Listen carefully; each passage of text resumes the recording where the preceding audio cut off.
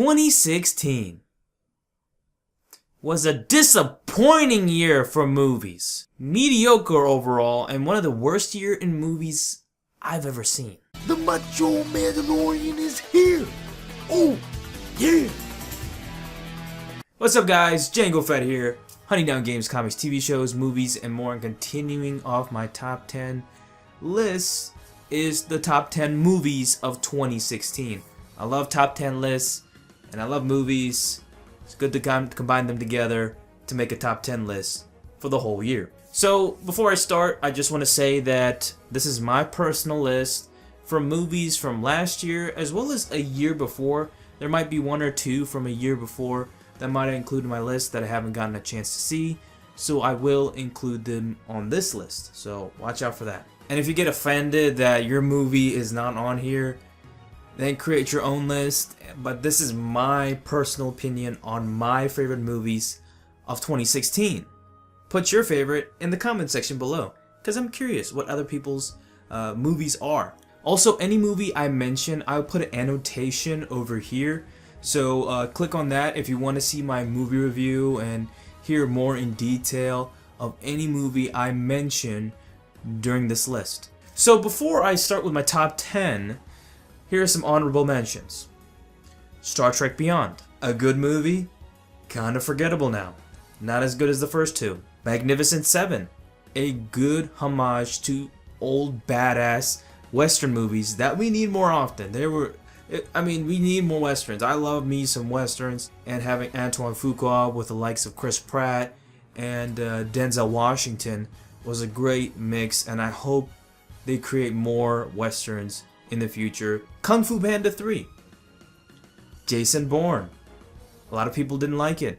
I actually liked it. I didn't think it was a horrible movie as many people thought it was, but I really enjoyed it.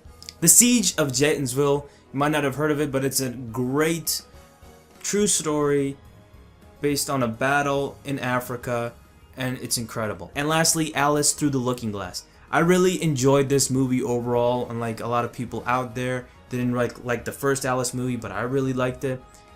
This one was a really good Alice movie, continuing that trend. Even though Tim Burton didn't direct it, it definitely seemed like it. Not as good as the first movie, but I did enjoy it a lot. But I just couldn't put it on my top 10 list. Number 10. So coming in at number 10 is Hush. Unlike another movie out there that had a similar concept and failed in my opinion, and praised like no fucking other, this movie didn't receive that much. It is available on Netflix, and it's an absolutely thrilling and incredible and scary movie to watch. The concept is that there is a girl who is deaf. She's living out in the woods, and there's someone that just kills her friend. She doesn't even notice, and this guy is just stalking her the whole time, and she can't hear anything. Just imagine having one of your important senses, gone, and you have to rely on the other senses. It's just a scary thing to think about, and an incredible movie. I thought from beginning to end, it was really, really incredible. Highly recommended. Just don't watch this piece of shit. Number 9. Suicide Squad.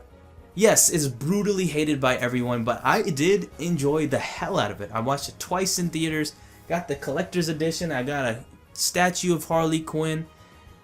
The movie did a lot good than it did bad, in my opinion. Even though the editing wasn't that good, I enjoyed the shit out of this movie. I had a lot of fun, unlike another DC movie which I didn't have any fun at all. Just a great team of anti-heroes, with Deadshot as Will Smith, and Margot Robbie, Harley Quinn, and as well as the other cast, which was really surprising. It was a really fun movie, a really good movie overall. There are problems, I know that, but I enjoyed the hell out of this movie, and that's all that fucking matters. Number 8. Doctor Strange. I can't believe I'm putting this low, because there was so much incredible hype for this movie, and I feel like it kind of disappoints in the end. I enjoyed Doctor Strange, don't get me wrong, I watched it twice in theaters, but I feel like it's not like that Ant-Man movie of this year. It was a good independent superhero film, not with the other superheroes, but it was still fun in the end. I had fun with the movie, but it didn't have that incredible hype around it when I watched it. I was kind of disappointed by it, but I did give it a high rating and I did enjoy it, but I was still kind of disappointed with this movie. Number 7, Deadpool. Man, Deadpool. Oh my goodness, I could not stop obsessing about this movie. This was an incredible movie, so funny. One of the funniest superhero films ever, with Ryan Reynolds as Deadpool. He was absolutely incredible, and he pulled it off perfectly. And Tim Miller as the director, he was great too. Kind of scared to see what they're gonna do with Deadpool 2, but they are gonna include Cable. But if they don't include Stephen Lang as Cable, I think the project is doomed. He has to be Cable. He needs to be Cable. I will be hyped as shit if he's Cable. I don't care who the director is. I'm gonna be watching the shit out of it. But Deadpool 1 was a great movie, great superhero film that Fox desperately needed. Because with the state of Fox as it is, not looking good. Number 6, Fantastic Beasts and Where to Find Them. This movie really surprised me. I didn't really expect too much from this movie. I knew it would be a good movie, but man, oh man, I was really surprised on how great this movie was overall. Now, no, it doesn't have Harry Potter or the rest of the cast and doesn't have that same flair, but I saw through it and I saw the magic behind this whole film. A lot of people didn't see that. I understand prequels. I understand the Star Wars prequels. Hobbit, not so much. Okay, I did with the first two. After that, it can go fuck itself. But I'm a type of person who actually sees the magic and beauty behind prequels, unlike a lot of main critics out there. But Fantastic Beasts is a great prequel to the Harry Potter universe, even though it's way before Harry Potter. But it does have a good cast, does have a good magical element. Visuals are great, but the magic, the world of Harry Potter is back, and I cannot wait to see what they do with more of these movies. Even though it's gonna be 5, even though it's based on one book, I don't know what the hell they're gonna do, but I'm excited as hell. It's good to be back in the world of J.K. Rowling's magical realm. Number 5, Jungle Book. I didn't really buy into the fact of any of these Disney live-action remakes. I didn't really see it. I am really one of these skeptics behind the live-action Disney films. The animated films are always the best. But after seeing Jungle Book, it really changed my opinion. Jon Favreau gave us a magical world with Jungle Book, with a great cast, huge, amazing world that was actually just in the studio, believe it or not. All set in a studio. There was no going to India and exploring it. This was all in a studio with all CGI animals and plants and everything, and it just shocked the hell out of me. It's just a visual masterpiece I haven't seen since Dawn of the Planet of the Apes, or even Life of Pi. And this movie is absolutely incredible. It borrows everything that was great about the animated films, makes it even better, which I never thought it would, and expands upon the Jungle Book lore as well, which I really loved. It's not just a copy and paste remake, it expands on many elements. I always loved Jungle Book as a kid, and seeing a remake, I think a lot of kids will really like this movie too. It's a really great movie. And for adults too, seeing this movie again will reinvigorate their childhood and just really enjoy the hell out of it. I'm not really looking forward to how they're gonna do more live action Disney films, but if Jon Favreau does more, hell, I'll be behind that. Number 4, Zootopia. Man, this is probably the best animated film I have seen in years. In years. I mean, probably since Inside Out, but I think this is even better than Inside Out. Even though it's not done by Pixar, it's done by DreamWorks. I believe it's DreamWorks.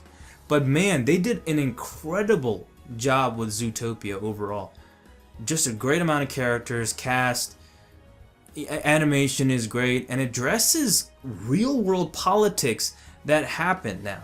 Mainly with racism, and it just really dives into it for a children's film, which I never really thought it would. It just shows you the ugly nature of our world. Incredible movie. I can't believe I never did a Mandalorian review over this movie. I can't believe it. I never saw this movie in theaters. I saw it on DVD. I'm like, what the fuck was I thinking? I hope they do more sequels. I hope they do a sequel. I hope they do a franchise out of this series, because this movie showed me they can do great animation films once again.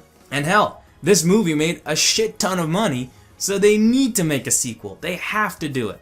Number 3. Number 3 is The Revenant. While I didn't get a chance to see it last year, I saw it earlier this year, and oh my goodness, what an incredible, emotional movie about the colonists surviving this harsh environment of America with the Native Americans and the cold and everything else going against them. And Tom Hardy and Leonardo DiCaprio were incredible. Leonardo DiCaprio thankfully got an Oscar this time.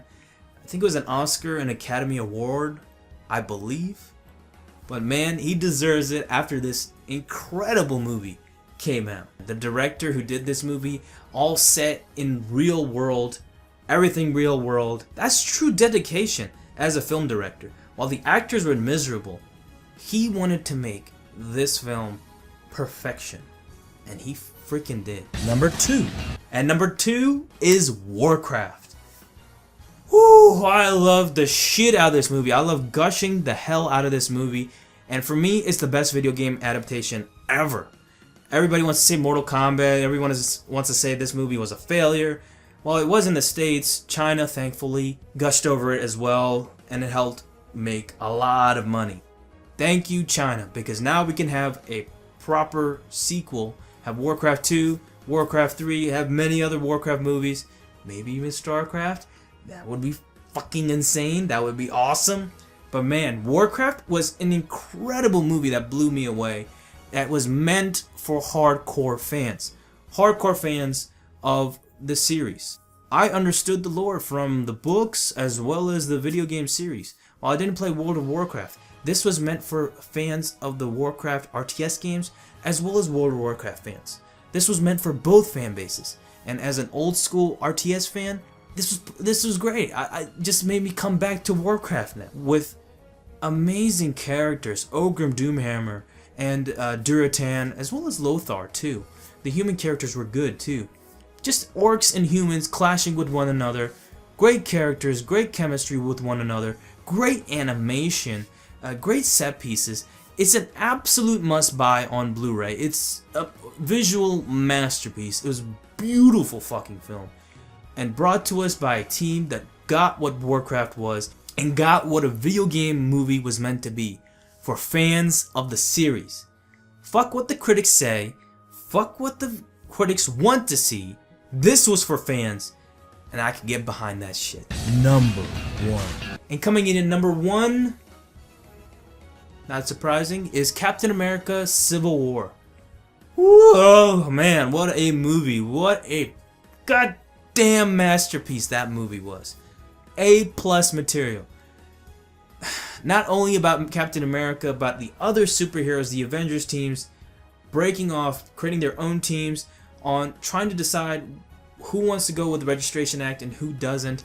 Obviously, Captain America doesn't, Iron Man does. And once again, the brother duo who did the Captain America Winter Soldier movie, epic movie, they follow it up with another epic movie centering around the Avengers and the politics dealing around them, which was fucking amazing. Hearing them talk about politics halfway into the film, whew, it's fun. It's better than this shit that's going on now. Plus, it was funny and gave us the epic Civil War storyline and had a lot of great imagery from that comic series into the film. Plus, it had a new cast with the Black Panther, who was amazing overall. The actor who played as him, I cannot pronounce his name, but a great job as Black Panther. I cannot wait to see his new movie in the following years, as well as Spider-Man too. I never thought I would say this. I'm not a fan of Spider-Man. I think you guys know. I don't like Spider-Man. I liked Spider-Man back in the day with the animated series. That was great. And Venom too. I love Venom. I don't like how they did with the films. With him in the films, I just thought he was completely overrated. I don't like Spider-Man. Everybody gushes over the shit out of Spider-Man. But overall, with Tom Holland as Spider-Man, I could get behind it. And actually, I have to say, this is the best Spider-Man I've seen in the cinema, which is probably not saying a lot. You made me a fan of Spider-Man again, and that's really hard to do. So guys, that is my top 10 movies of 2016. 2016 was really disappointing, but it did have some good gems. Don't get me wrong, and it did have some movies that I could name that were definitely in my top 10.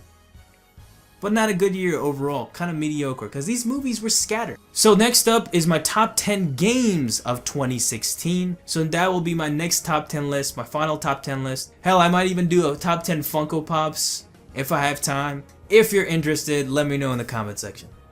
Thank you guys so much for watching. Don't forget to please like this video, comment down below, tell me your top 10 list down below, and don't forget to subscribe to my channel, Django Fett, and I'll see you, my fellow Mandalorian brothers and sisters, next time. Ooh! Yeah!